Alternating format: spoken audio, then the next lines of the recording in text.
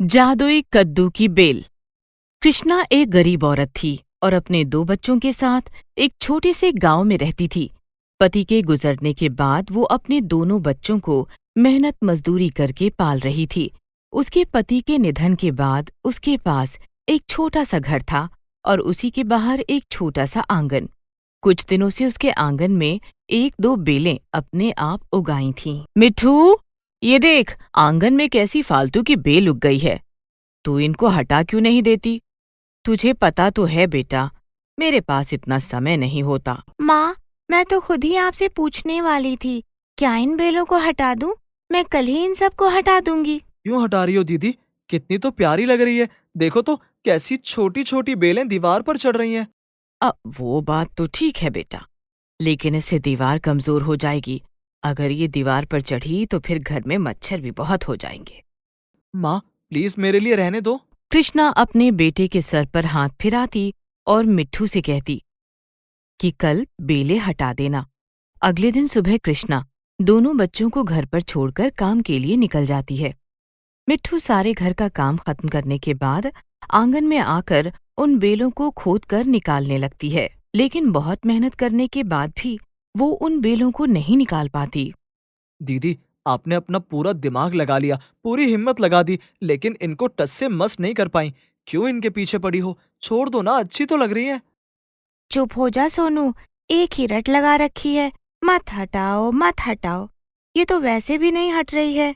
मैंने पूरी हिम्मत से इसको खींच लिया है और अब तो मुझे बहुत गुस्सा भी आ रहा है।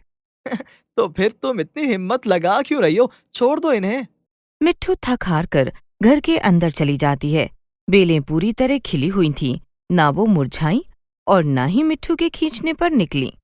शाम को जब कृष्णा घर आती है तो उन बेलों को बाहर लगा हुआ देखकर वो मिट्ठू के ऊपर गुस्सा करने लगती है।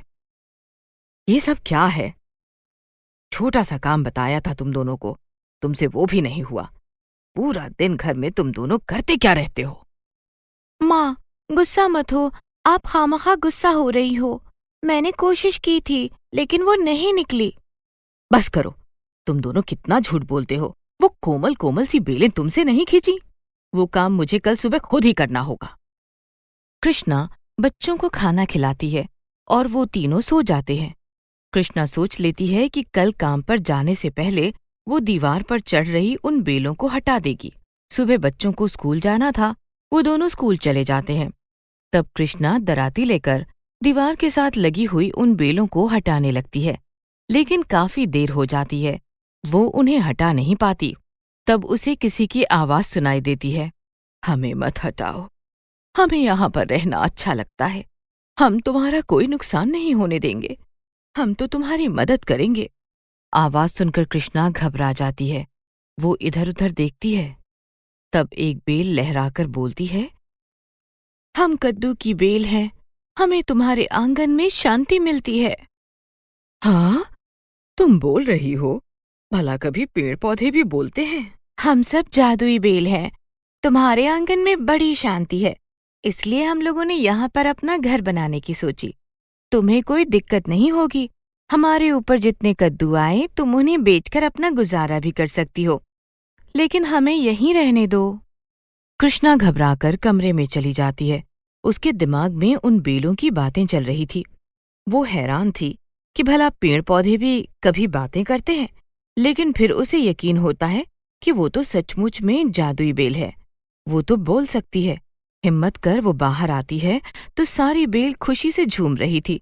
तो वो कृष्णा से कहती है, तुम बस हमें खाद और पानी दो और फिर तुम हमारा कमाल देखना। तुम्हारे जीवन में इतनी खुशियां भर देंगे कि तुम्हें खुद भी यकीन नहीं होगा। हाँ, लेकिन तुम ये सब मेरे लिए क्यों करोगी? क्योंकि हम जादुई मददगार बेल हैं।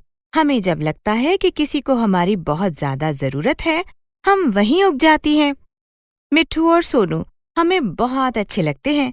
उनकी प्यारी प्यारी बातें सुनकर हम पूरा दिन मुस्कुराती हैं। तुम लोग कितनी अच्छी हो। मैं तुम लोगों को कई दिनों से यहाँ हटाने की कोशिश कर रही थी, फिर भी तुम लोग मेरे यहाँ आंगन में रहना चाहती हो। मुझे माफ करना, मैं कल ही तुम्हारे लिए बढ़िया खाद लेकर आऊंगी। अभी मैं तुम लोगों के ऊपर पानी डाल देती हूँ। कृष्णा अंदर बाल्टी में भरकर पानी लाती है और बेल के ऊपर छिड़क देती है।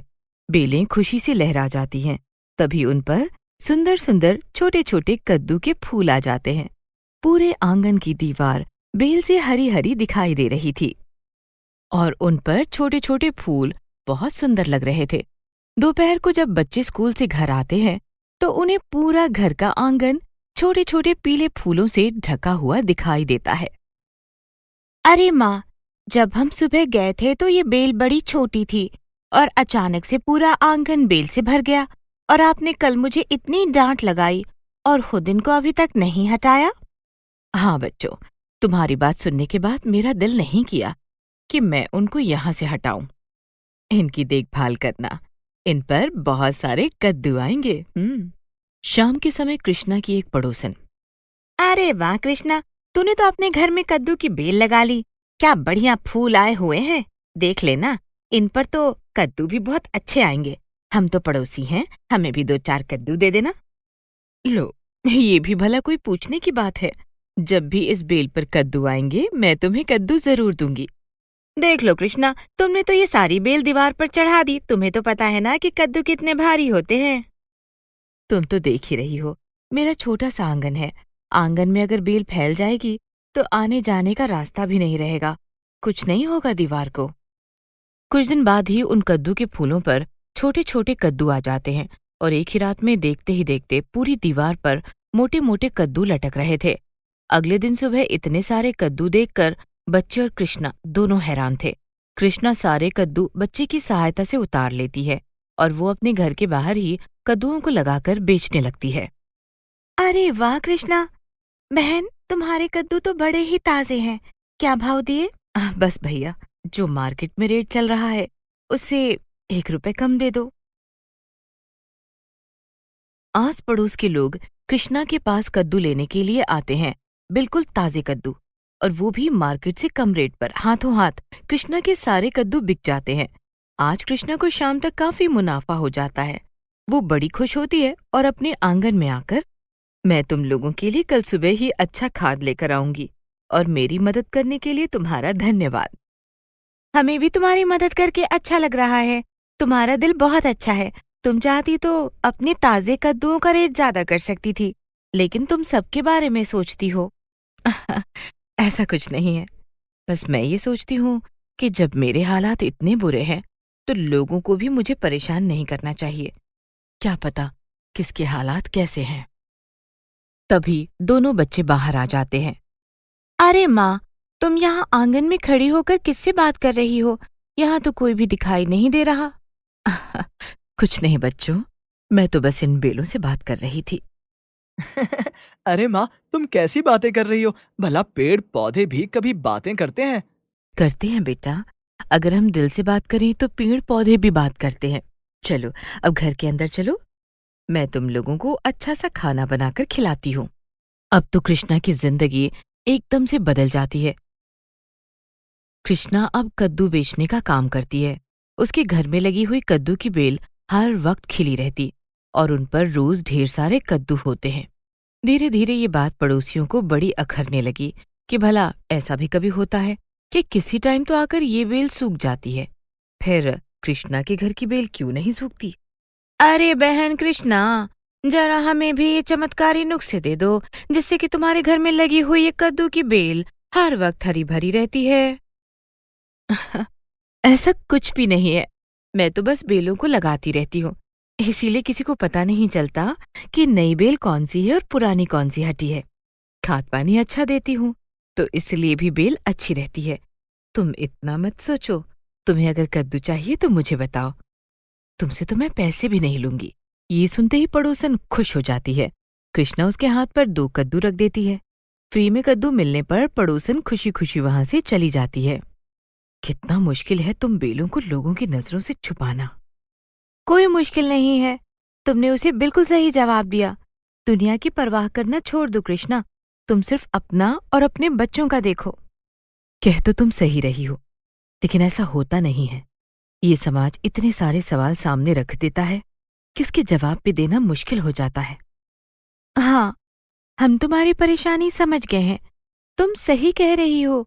अच्छा, तो हम एक काम करते हैं, हम लोग अदृश्य हो जाएंगे, बस तुम्हें और बच्चों को दिखाई देंगे, तब तो सब ठीक रहेगा ना। ये सुनकर कृष्णा खुश हो जाती है। फिर वो बेलों पर प्यार से हाथ फेराती है, खुशी से सोने चली जाती है। अगली सुबह कृष्णा और बच्चों को बेल दिखाई देती है, लेकिन पड़ोसियों को नहीं। कृष्णा की जिंदगी बहुत आसान हो गई थी। वो कद्दू बेचती और उसे जितने भी पैसे मिलते वो उससे अपने बच्चों का अच्छे से गुजारा करती। घर में भी किसी चीज की कोई कमी नहीं थी। पहले तो वो लोग खुश रहते थे, लेकिन अब बहुत खुश रहते हैं। और उस वजह से वो बेलें भी उसके आंगन में लहराती मुस्कुराती कृष्णा से ढेर सारी बातें करती। और देखते ही देखते जादुई कद्दू की बेल से कृष्णा का पूरा जीवन बदल गया।